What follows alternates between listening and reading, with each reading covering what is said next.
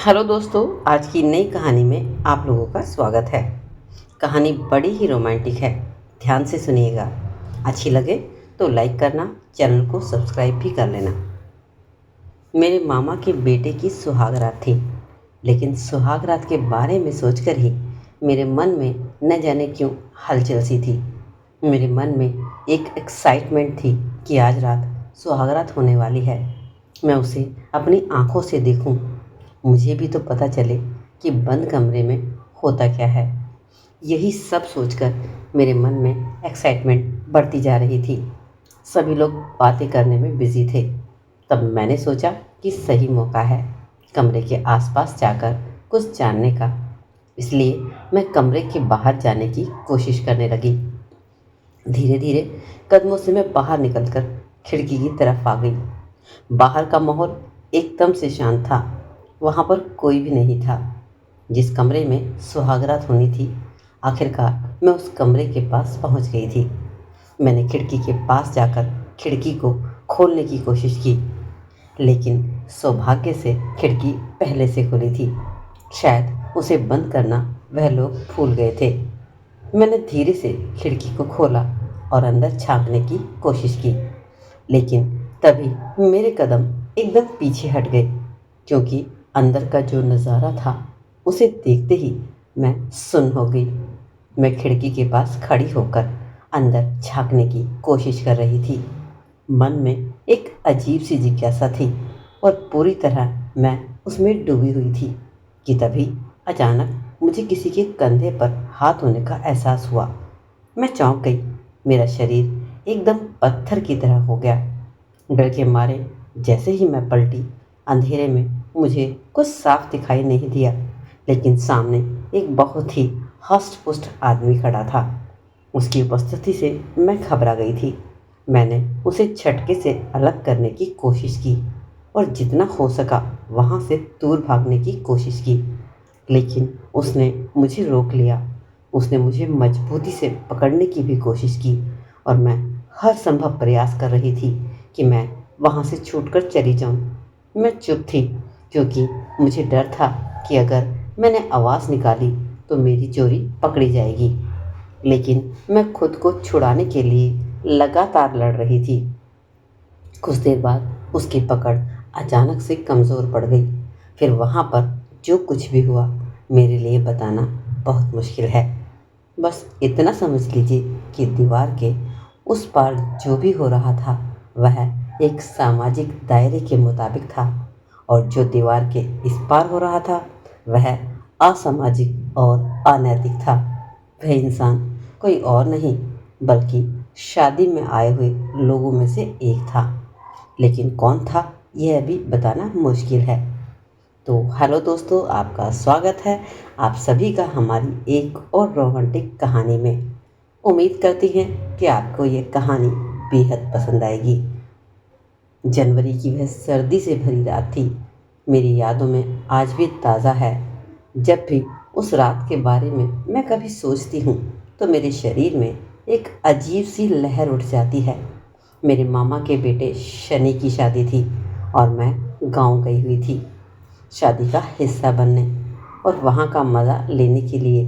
सच कहूँ तो मैं शादी में आई थी सभी लड़कियों में सबसे ज़्यादा खूबसूरत थी और देखने में बहुत ज़्यादा आकर्षित भी थी। मेरी मासूम सी मुस्कान और खूबसूरती ही मुझे सबसे अलग बना रही थी। शादी के माहौल में हर कोई खुशी से झूम रहा था और चारों तरफ हंसी मजाक नाच गाना हो रहा था। शादी के 6 दिन पहले ही मैं गांव पहुंच गई थी, इसलिए सबके साथ जल्दी ही मैं घुल मिल गई। शनि, जो एक दूल्हा था, हर बात में मेरी सलाह ले रहा था। शायद इसलिए कि मैं शहर से आई थी और मेरी पसंद नापसंद उसे खास लगती थी। लेकिन शादी के माहौल में एक ऐसा भी शख्स था जो हर वक्त मुझे देखता रहता था। मैं उसकी तरफ ज़्यादा ध्यान नहीं देती थी, लेकिन उसकी आंखें हमेशा मुझे घूर रही होती थी। ऐसा लगता था जैसे वह चुपचाप अपनी आंखों से मेरी खूबसूरती को निहार रहा है। उसकी नज़रें हर वक्त मुझे महसूस होती थी। मैंने इस बात को नोटिस तो किया था, पर उस वक्त नज़रअंदाज करना ही सही था। आखिरकार शादी भी पूरी हो गई। पर अब बारी शादी के बाद उस पहली रात की थी। शादी के दौरान मेरी दोस्ती कविता नाम की एक लड़की से हो गई और हम दोनों जल्दी ही अच्छे दोस्त भी बन गए। मैंने उससे हल्के फुल्के अंदाज में पूछा, कविता, इस पहली रात में आखिर ऐसा क्या होता है जिसका इंतज़ार हर लड़की करती है? कविता ने अपनी आंखों में हल्की शरारत भरते हुए कहा, अरे मेरी प्यारी नीलू, इस रात का मतलब है ढेर सारी मस्ती। कैसी मस्ती? मैंने एक एक्साइटमेंट से पूछा। कविता कहने लगी, नई नवेली दुल्हन का अपने सपनों के राजकुमार से मिलन होता है और फिर दोनों एक जिस्म एक जान हो जाते हैं और दोनों फिर शुरू होता है ढेर सारा प्यार। उसके जवाब ने मेरे मन में थोड़ी सी हलचल जरूर मचाई थी, लेकिन मैं चुप रही। शादी के माहौल में सब कुछ बहुत सुंदर सा लग रहा था। फूल वाला आया और शन्नी का कमरा फूलों से सजाकर चला गया। मैं इन सब को देखकर थोड़ी सोच में पड़ गई। मेरा मन रोमांटिक फिल्मों में दिखाए गए सीनों की तरह सोचने लगा, जैसे फिल्मों में सीन दिखाए जाते हैं।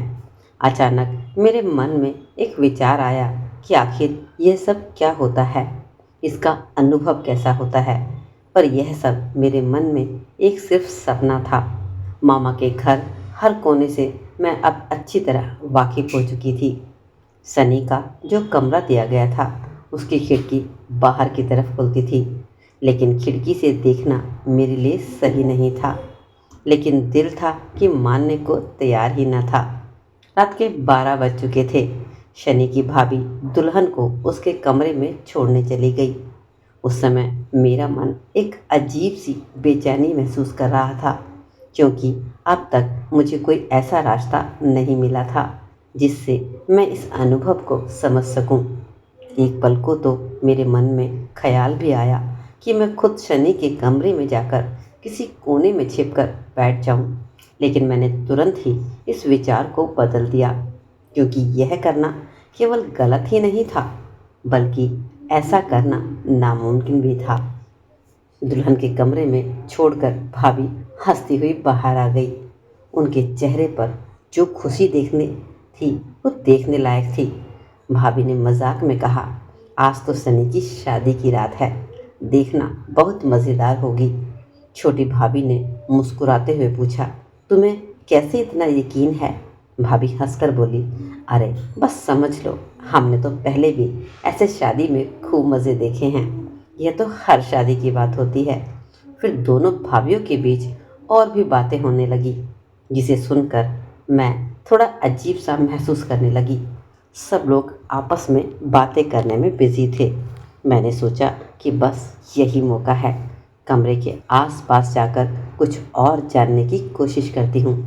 धीरे धीरे मैं बाहर निकल आई ताकि किसी को पता ना चले और खिड़की की तरफ चली गई। बाहर का माहौल बिल्कुल शांत था और वहाँ पर कोई भी नहीं था। मैंने खिड़की से पास पहुंचकर उसे खोलने की कोशिश भी की, लेकिन सौभाग्य से खिड़की पहले से ही खुली हुई थी। शायद वह उसे बंद करना भूल गए थे। मैंने हल्के से खिड़की के अंदर झांकने की कोशिश की, लेकिन तभी मेरे कदम एकदम से रुक गए। अंदर का नज़ारा देखते ही मेरा तो दिमाग सुन रह गया। मैं खिड़की के पास खड़ी होकर अंदर झांकने की कोशिश कर रही थी। मन में एक अजीब सी ही जिज्ञासा थी और मैं पूरी तरह उसी में बस डूबी हुई थी। तभी अचानक मुझे अपने कंधे पर किसी के हाथ होने का एहसास हुआ। मैं तुरंत चौंक गई और डर के मारे पलट कर देखने की कोशिश करने लगी। अंधेरे में मुझे कुछ भी नहीं दिखाई दिया, लेकिन सामने एक बलवान आदमी खड़ा था। उसकी उपस्थिति ने मुझे डरा कर रख दिया था। मैंने उसे दूर झटकने की कोशिश की और जितना हो सका मैं वहाँ से भागने की कोशिश करने लगी, लेकिन उसने मुझे रोक लिया। वह मुझे मजबूती से पकड़ने की कोशिश कर रहा था और मैं अपना प्रयास कर रही थी किसी तरह छूट जाऊं। मैं डर के कारण चुप थी, क्योंकि मुझे डर था कि अगर मैंने आवाज़ भी निकाली तो मेरी भी चोरी पकड़ी जाएगी। लेकिन मैं खुद को छुड़ाने के लिए लगातार संघर्ष करती रही। कुछ देर बाद उसकी पकड़ थोड़ी सी ढीली पड़ गई। फिर वहाँ जो कुछ भी हुआ मेरे लिए कहना बहुत मुश्किल है। बस इतना समझ लीजिए कि दीवार के उस पार जो हो रहा था वह सामाजिक था, लेकिन दीवार के इस पार जो हो रहा था वह असामाजिक था और अनैतिक था। लेकिन हद पार अभी नहीं हुई थी। तभी मुझे दरवाजे की आवाज़ें सुनाई दी। शायद कोई बाहर आ रहा था। मौका पाकर मैं तुरंत उसकी पकड़ से आज़ाद हो गई और वहाँ से भागकर अपने कमरे में चली गई। भागते समय मेरी शॉल वहीं पर गिर गई, लेकिन मुझे जल्दी थी, इसलिए मैंने उसे उठाना भी ज़रूरी नहीं समझा। कमरे में पहुंचकर मैं जल्दी से अपनी रज़ाई में घुस गई और चारों तरफ सन्नाटा ही सन्नाटा था और बाकी के सब लोग सो चुके थे। लेकिन जैसे ही मुझे अपनी शॉल याद आई, मेरे मन में डर समा गया। मुझे लगा कि अगर किसी ने मेरी शॉल को वहाँ पर देख लिया तो मुश्किल खड़ी हो जाएगी। पहले तो मैंने सोचा कि सुबह सबसे पहले उठकर शॉल उठा लूँगी। फिर मुझे डर लग रहा था कि सुबह तक अगर शॉल किसी ने वहाँ पर देख ली तो मैंने अपनी शॉल लेने के लिए खुद को हिम्मत दी और बाहर जाने के लिए दरवाज़ा खोल दिया। बाहर जाकर देखा तो मुझे एक आदमी खिड़की के पास खड़ा दिखाई दिया। वह सनी के कमरे के पास था और उसने खुद को कंबल से ढक रखा था। जैसे ही खिड़की के और करीब आया, कमरे से आ रही हल्की रोशनी से उसका चेहरा मुझे दिखाई देने लगा। मैं तो एकदम से डर गई। अरे, यह तो मामा जी हैं। उन्हें देखकर मेरा दिल तेजी से धड़कने लगा। मैं सोचने लगी कि क्या ये वही थे जो कुछ देर पहले मेरे साथ यहाँ पर थे या कोई और। यह सोचते ही मेरा दिल और ज़ोर ज़ोर से धड़कने लगा। मुझे अपनी शॉल भी तो लेनी ही थी, लेकिन यह सोचकर डर भी लग रहा था कि कहीं मामा जी ने मुझे देख न लिया हो। मैंने जल्दी से अपनी शॉल उठाई और निकलने ही वाली थी कि मामा ने मुझे धीरे से कहा, नीलू। उनकी आवाज़ सुनकर मेरी तो जैसे सांसें ही रुक गई। मैं तो वहीं अटक कर रह गई। ठंड और डर दोनों मुझ पर हावी हो रहे थे। मेरी तो जैसे कँपकँपी छूट गई थी। एक तो सर्दी और दूसरा डर, दोनों मिलकर मुझे कँपकँपी दे रहे थे। मामा धीरे धीरे मेरे पास आए और मुझसे पूछा, इतनी रात हो गई है और तुम यहाँ क्या कर रही हो? मैं एकदम से डर गई। मुझे कुछ नहीं समझ आया। तभी मैंने वहाँ से भागने की कोशिश की। मामा, मुझे जाने दीजिए, कोई आ जाएगा तो ठीक नहीं होगा, मैंने घबराते हुए कहा। मामा ने थोड़ी देर तक मेरी ओर देखा और फिर एक गहरी सांस भरी और पीछे हट गए। मैं तुरंत अपनी शॉल उठाकर कमरे में भाग कर आ गई। उस पूरी रात मेरी आंखों में नींद नहीं थी। जो कुछ भी वो बाहर हुआ था मेरे मन में घूमता रहा। मैंने सोचा, अगर मैं मामा से इस बारे में कुछ कहूँ तो इससे और भी ज़्यादा माहौल ख़राब हो सकता है। मेरे दिल में बेचैनी बढ़ रही थी और मैं समझ नहीं पा रही थी कि इस स्थिति का सामना मैं कैसे करूं। सुबह की ठंडी हवा में जब मैं बिस्तर से उठकर बाहर आई तो देखा मामा जी कुछ लोगों के साथ हॉल में बैठे हैं। जैसे ही उनकी नज़र मुझ पर पड़ी, उनके चेहरे से ऐसा लगा जैसे मुझसे कुछ पूछना चाह रहे हों। थोड़ी देर बाद मेरी मम्मी भी वहाँ पर आ गई और मामा के पास बैठकर उनसे बातें करने में बिज़ी हो गई। बातचीत के दौरान मम्मी ने मामा से कहा, अब हमें यहाँ से लौटना चाहिए। इस पर सभी घर वाले कहने लगे, नीलू को तो कुछ दिन यहाँ पर रहने दो ना। फिर मम्मी ने मेरी तरफ देखते हुए कहा, जैसी मेरी सलाह पूछना चाह रही हो। सच कहूँ तो मेरा मन तो रुकने का था, अभी स्कूल की जिम्मेदारी भी तो है। मैंने कहा, नहीं मम्मी, मुझे स्कूल भी जाना है। आगे जब छुट्टियाँ होंगी तो मैं रहने के लिए आ जाऊंगी।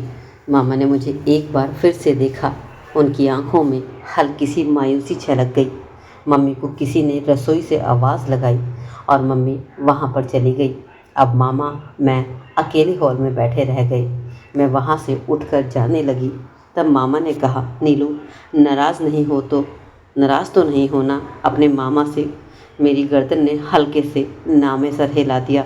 मैंने धीरे से कहा, नहीं, बिल्कुल नहीं मामा जी। मामा जी ने ज़िद करते हुए कहा, तो फिर रुक जाओ ना कुछ दिन। और मामा ने मुझे मनाते हुए कहा। मैंने मुस्कुराते हुए जवाब दिया, जी मुझे स्कूल जाना होता है और रुकने में पढ़ाई का बहुत ज़्यादा नुकसान भी होता है। छुट्टी में ज़रूर आऊँगी। मामा ने धीरे से कहा, ठीक है, जैसी तेरी मर्ज़ी। अगर रुकती तो मुझे थोड़ा अच्छा लगता। अपना मामा ने और ना और नाम ही मैंने उस रात कोई ज़िक्र किया, लेकिन हमारी बातचीत में हल्की सी झिझक अभी बाकी थी, जो शायद हम दोनों को ही बहुत ज़्यादा हो रही थी। मैं मन ही मन सोचती रही, आखिर उस रात कौन था जो मेरे पीछे आया था और कहीं मामा ने देख ना लिया हो। मैं इस बात से अंदर ही अंदर बहुत ज़्यादा डर भी रही थी। खैर, मम्मी मैं शाम वाली गाड़ी से घर वापस आ गए। घर लौटकर भी मेरा मन पूरी तरह से नहीं लग रहा था। स्कूल जाने की दिनचर्या शुरू होने के बाद तक पढ़ाई और बातें और मस्ती में दिन तो कट जाता था, लेकिन रात को बिस्तर पर लेटते ही मुझे याद सताने लगती थी। कुछ दिन बाद फिर से मामा का फ़ोन आया।